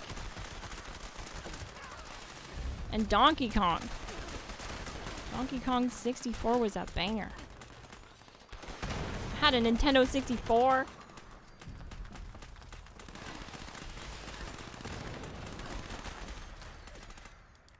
That was my first console.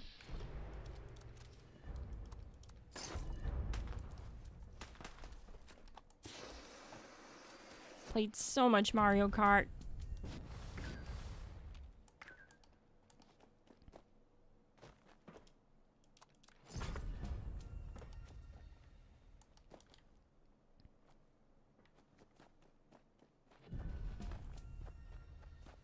Oblivion was a better game. Is it actually? Should I buy Oblivion instead? Because I did try it when it was on Game Pass. It might still be on Game Pass, but I lowered my subscription when they jacked up the price because I was like, I literally only use this to play Fallout 76 on Xbox. Like, I don't need the price hike to keep playing the same game, you know what I mean? So since they left Fallout 76 on Essential, I just downgraded my tier. And now I don't have access to Oblivion anymore. I did play it a little bit and streamed it a little bit, and I was getting into it. I did enjoy it. Isn't that basically like Skyrim though? Isn't it like practically the same game? I could be totally wrong. I don't know. I'm asking.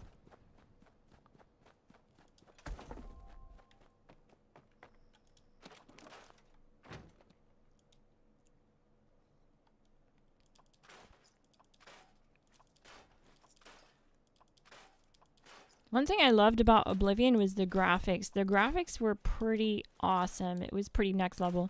It felt like a new gen experience.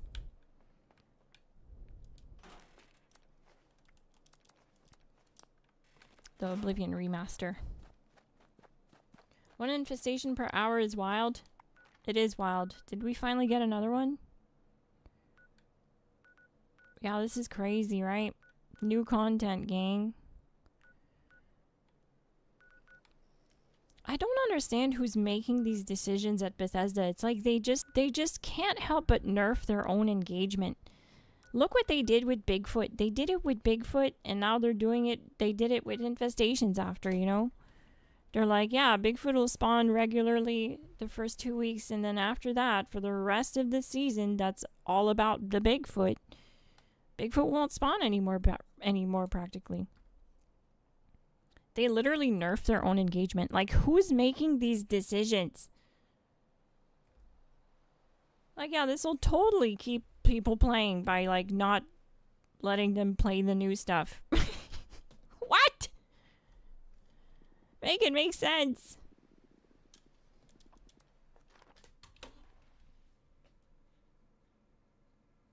I think that would be such a big change of pace for Bethesda to like stop nerfing their own engagement for their game. They keep like turning down the new activities after just a couple weeks when the season lasts 4 months. The season that, like the main activity for that season comes out and they nerf it after 2 weeks. They do it all the time. It's so strange. I don't think I've ever played a game that did that.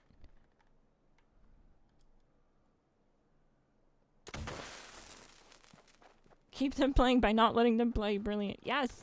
Yeah, exactly. You know what that did when they nerfed Bigfoot? Forza Horizon 6 had just came out. So I was like, okay, we're playing racing games now. I just wanted to play something exciting, and when they took away Bigfoot, it was just kind of like, okay, well, the main thing with the season is gone already, basically. It's like just the same game we've been playing the past 5 months, or, you know, the past however long. We gotta get these robots in the leg. They're less tanky in the leg.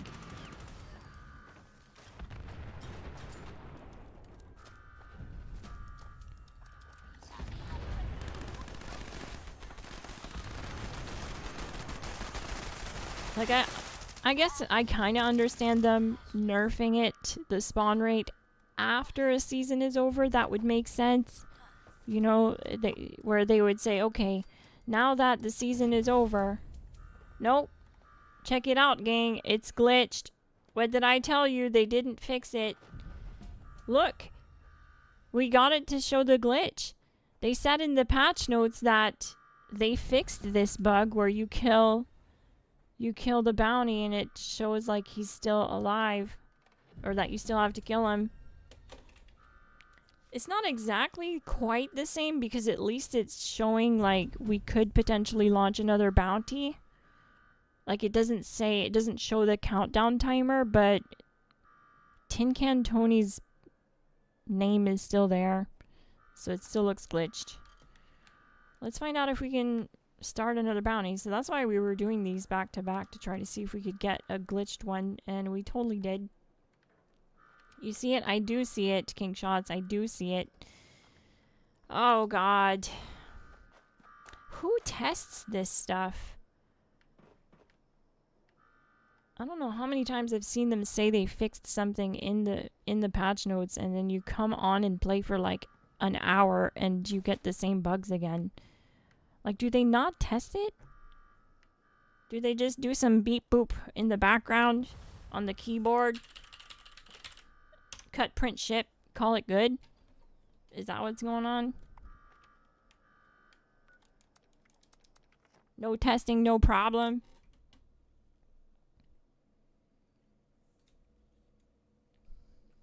No bugs, no problem. No players, no problem. No engagement, no problem. No DLC, no problem. No Fallout 5, no problem.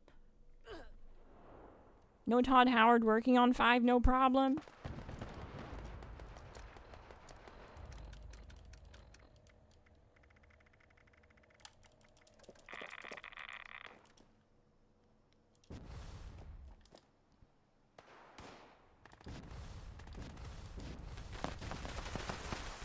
Oblivion is better. I might actually buy Oblivion then. But I kind of feel like, you know what Heisenberg Finn said, how he can't believe I haven't played Skyrim, like I'm one of the few that hasn't. I feel that. I always feel like a little bit of shame for mentioning that I haven't played Skyrim. I don't know if it's because I know you guys are all like Bethesda nuts and have played like everything, but I don't know. I feel like a little bit of shame admitting I haven't played Skyrim. Like, I should try it. I should at least give it a shot. Plus, you guys can help me with it. You guys are all pro Skyrim OGs. I could stream it. I think it'd be fun. I don't know. Are you guys saying I should just, like, skip Skyrim and just buy Oblivion? Because the thing is I know Skyrim's an old game, and they do have a remastered version as far as I know. Maybe I'm wrong, but I think I saw that on Steam, that there's some kind of like remastered DLC for it. But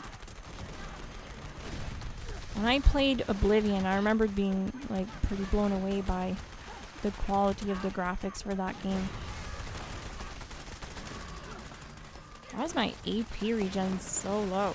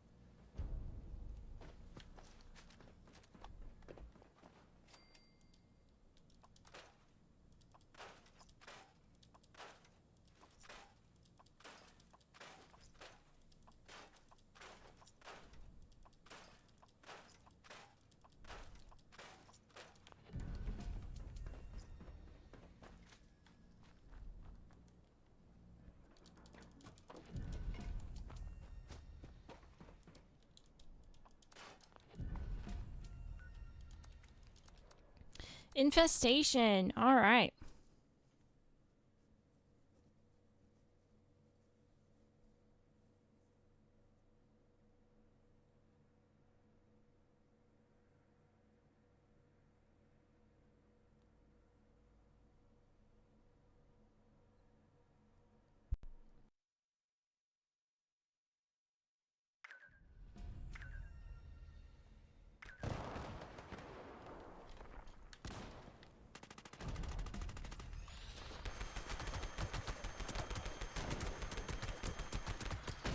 Wait, we need to make sure we have Toxic Goo so we get our 50% bonus crit damage.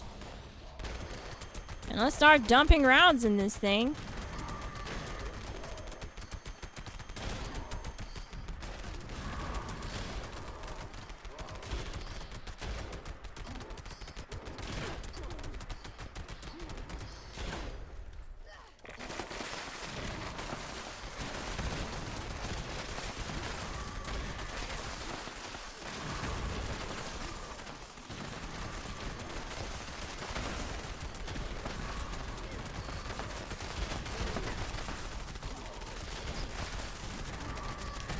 Yeah, some people were saying that you won't be able to solo them anymore, the infestation bosses, but That's just not true. They aren't that tanky. They're tanky enough, though. I feel like they're tanky enough. It gives people time to show up here. Honestly, we did that pretty fast, though. I don't know if it really makes a difference.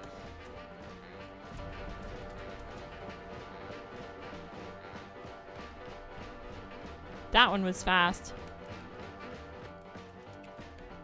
But from what we saw with the first one, when I was soloing it, as long as you have a good DPS build, it's no problem at all. I would have killed it with 600 rounds. It's still tankier than it was, but I feel like it's more balanced. But with 5 people here, we absolutely wrecked it pretty fast. Took us maybe a couple minutes.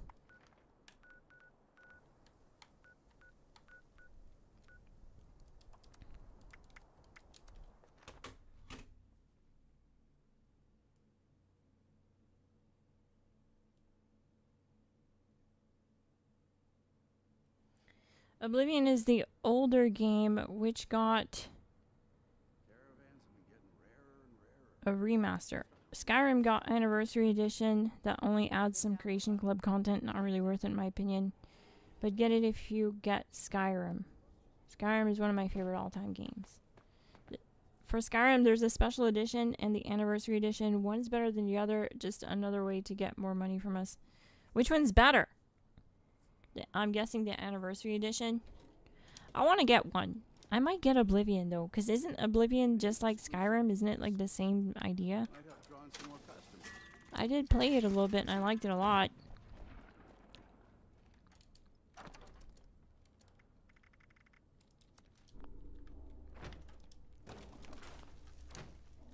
May always manages to stock enough food for us all.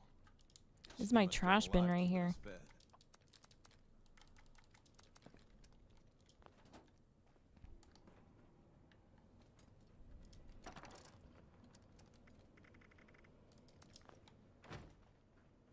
Did you play GTA? Yeah, I played a lot of GTA. That was the game I played literally like right when COVID hit. And like, you know, we started getting like kind of like less reduced hours at work and stuff like that. And I put a ton of hours on that game. Wish I could come down to the bar sometime. No. The Rust King has eyes everywhere. I'm like level 900 something on GTA Online. I still don't entirely trust Splint, but damn if she doesn't stock some. If you want to see, I actually live streamed myself playing the Quartz Heist. It's on the channel if you want to check it out. Does suck what they did to GTA though. They nerfed all of the freaking payouts.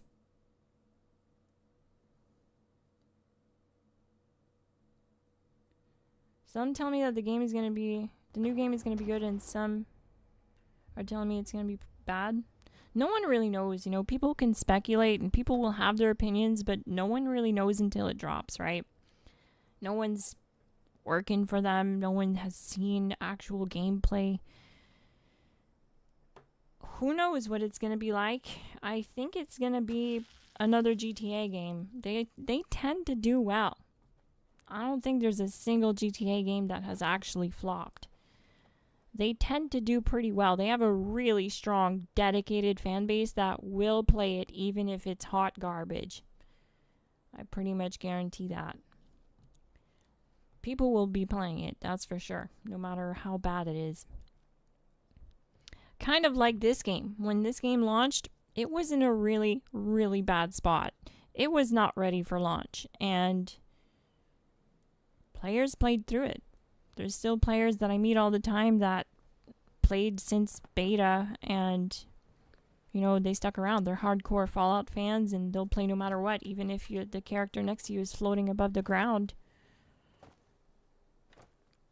Did anyone else see that? Shark cards everywhere.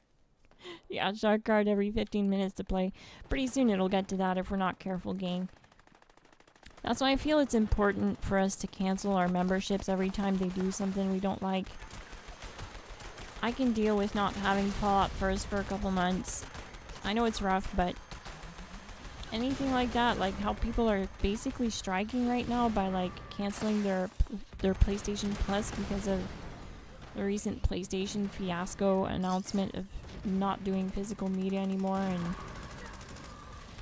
like it's just greed really when it comes down to it. They're making millions upon millions of dollars a week off of their live service. Like there's no way they just say that they're not making money to justify the price hikes and stuff, but they're absolutely making money hand over fist.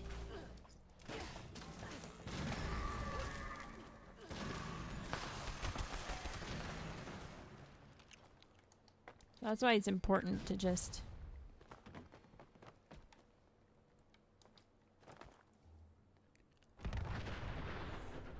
put your money where your mouth is sometimes and cancel your PlayStation Plus for a couple months just to try to change the tides a little bit. They definitely don't like losing money, and they change their tunes quick when they do.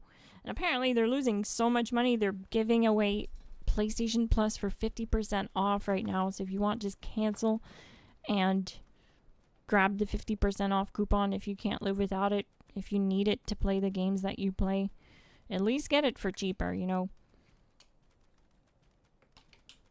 Vote with your wallet. It's like that. That's how you vote. It's like gaming politics. Gaming has its own politics, basically. Not to get political or anything, but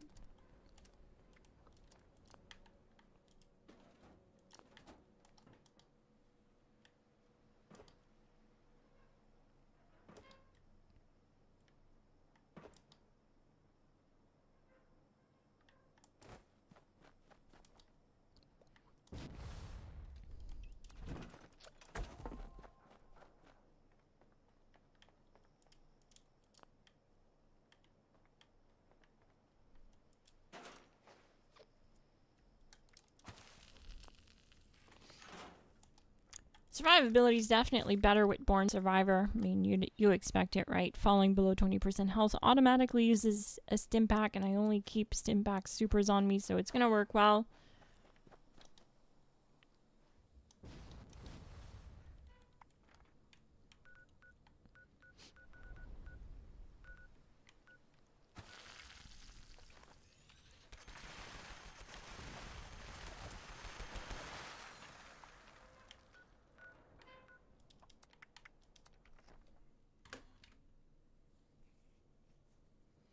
Let's see what you guys chose, cause I'm feeling like playing a new game. 64% say yes. 36% say no. Okay, what about this? What about this? Can't find me. Skyrim He probably or Oblivion? doesn't matter. I'm going out swinging if he does.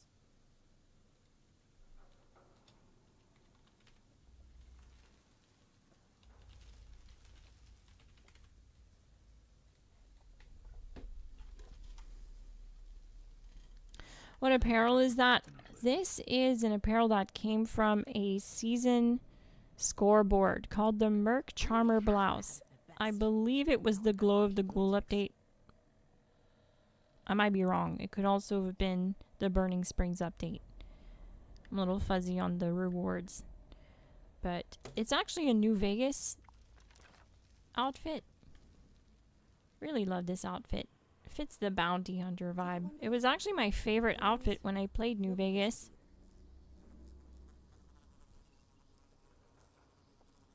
Pretty neat.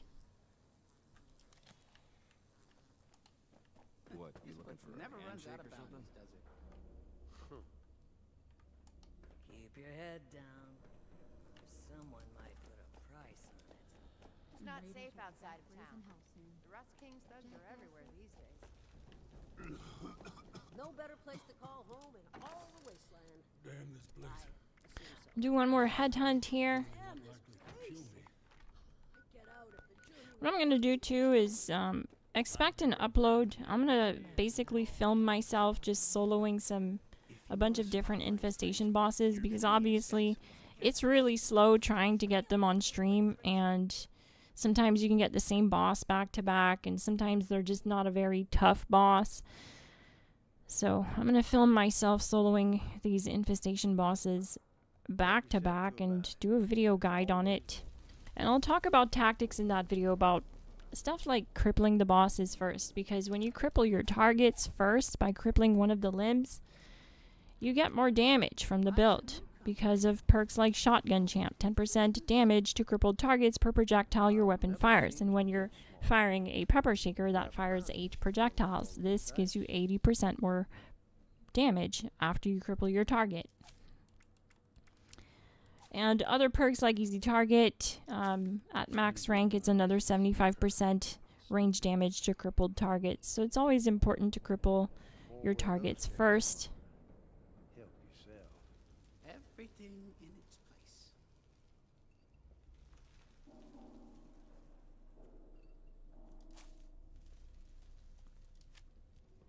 Totally welcome, Adrian. Unless you've got business, keep on walking. Hear me out, Ghoul. I need a bounty. No can. Oh wait, I already have one on me? Okay. Those ash cavers mean business. Must be sitting on a treasure trove of ordnance.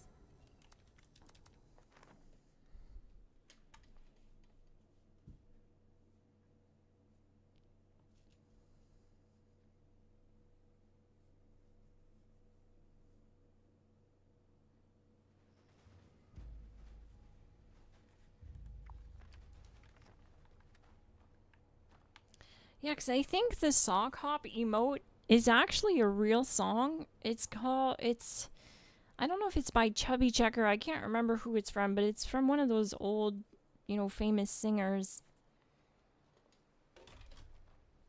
I'm just wondering if, that'll be a copyright issue, but I hope they thought of that.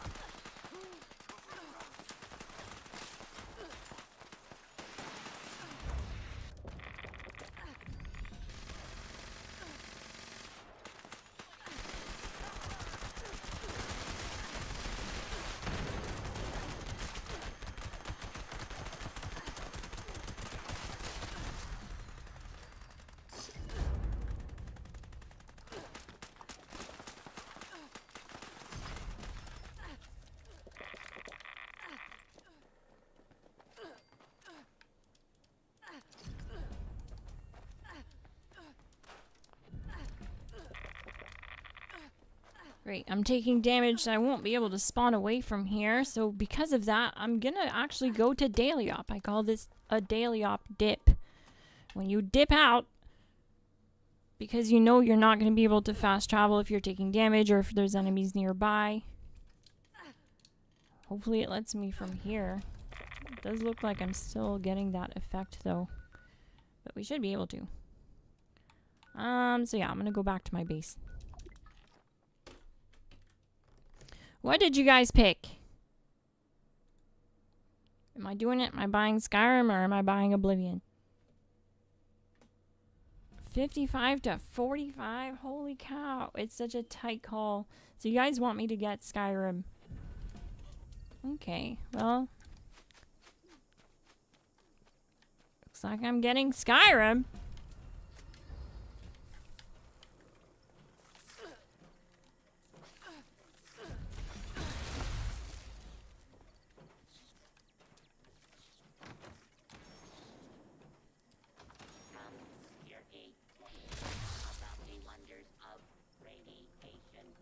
So yeah, that's gonna be it for tonight, gang. I hope you enjoyed it. I hope you learned something. If you did, smash like, leave a like, hit subscribe if you're new, and turn on bell notifications. Also, check out the Discord link in the description. We have members that play on every platform. I also play on every platform, and I always link my live streams to the Discord before I go live. So check it out. I'm Miss Glass. Thank you so much for watching. And I'll see you in the next one. Chi-chi!